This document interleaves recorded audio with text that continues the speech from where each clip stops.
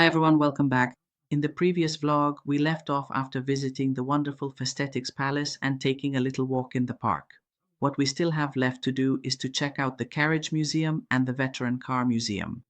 So after we walked out of the palace and explored the park, it's time for a real journey through time. This is the carriage exhibition and the vintage car collection. First, we enter the carriage hall, where we can see vehicles like those used by the Festetics family and other aristocrats in the 18th and 19th centuries. Here you can find ceremonial carriages, hunting coaches, and traveling carriages. Each one is beautifully restored with period details, splendid lacquer work, and fine upholstery. It's simply fascinating to imagine that these were used to arrive at balls or to travel to the countryside. Honestly, when we bought tickets for this exhibition, I thought it would basically be a single room with 3 or 4 carriages, but we still wanted to see it because it's a huge experience for the girls. I didn't realize when I walked in just how many rooms and how many hundreds of carriages and coaches we'd actually be able to see. This exhibition is absolutely amazing. This room itself is moving history. As we enter, it feels as if time has stopped. In front of us are lined up magnificent ceremonial carriages, hunting coaches, travel coaches, and children's carriages, all celebrating the everyday life of a bygone era. And here is a real rarity, the koksy, ladies' carriage, which, as its name suggests, was not made for hunting or long journeys.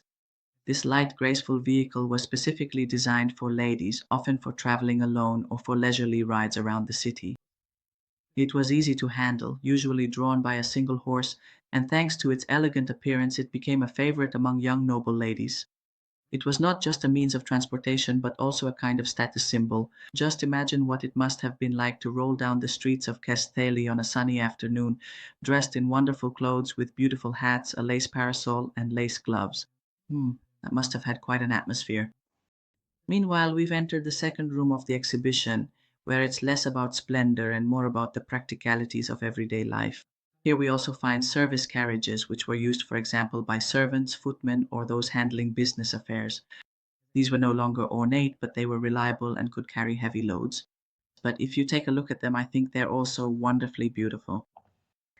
And here comes one of the most unique parts, the sleigh carriages. These weren't used in mud or on dusty roads, but rather on snow-covered winter landscapes, when the area around Lake Balaton was dressed in white, and the roads led between estates over sparkling snow.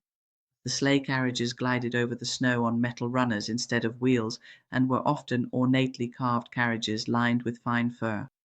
Here we can see a piece that was probably used on the way to a winter ball, wrapped in furs, illuminated by torchlight. The whole thing has a romantic, almost fairy tale atmosphere. And of course, there are also the little sleds made for children. These are small and cute, sometimes pulled by ponies, so that noble children could also enjoy winter fun. There are so many carriages here, but I definitely want to tell you more about these carriages. In this section, we can also see some carriages that perhaps few people would mention at first. These are the hearses or funeral carriages.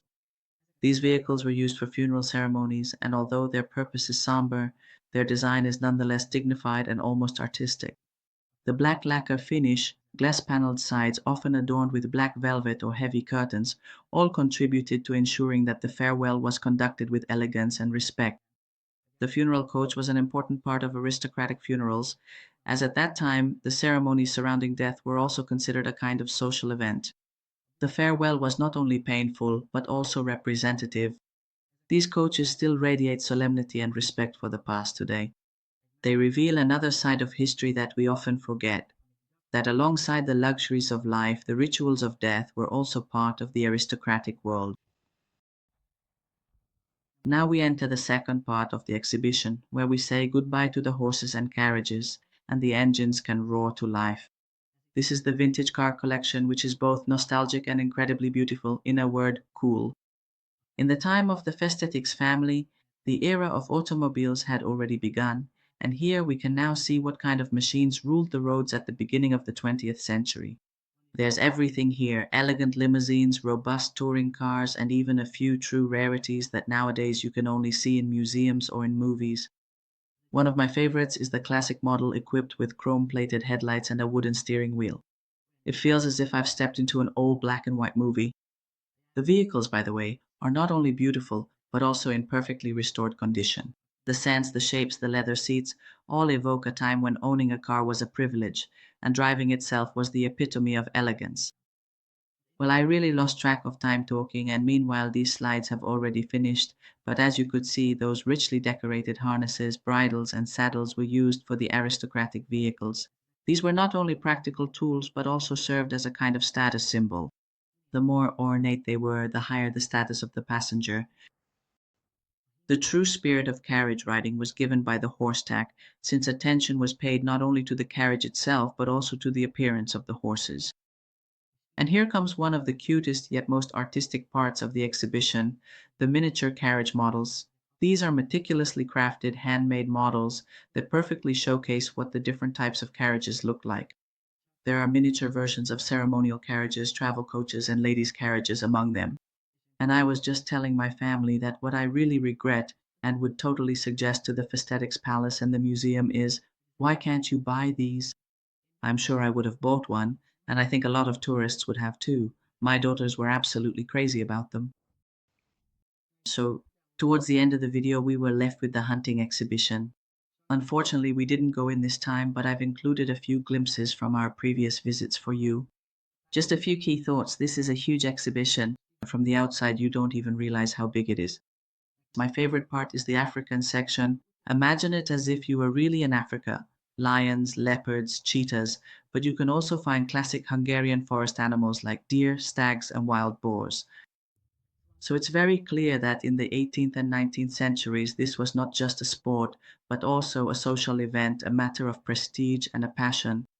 The hunting exhibition at the Festetics Palace presents this world in stunning detail with trophies, weapons, engravings, and ornate hunting equipment displayed along the walls. And at the same time, we can truly sense what a hunt must have been like on the Festetics estate, through forests and fields with the sound of horns and dressed in elegant attire, or how the gentleman hunted in Africa.